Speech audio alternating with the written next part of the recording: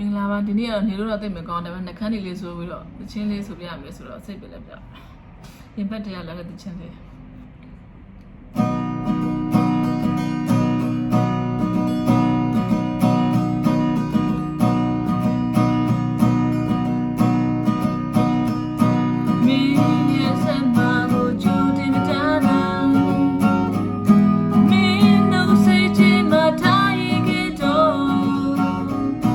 me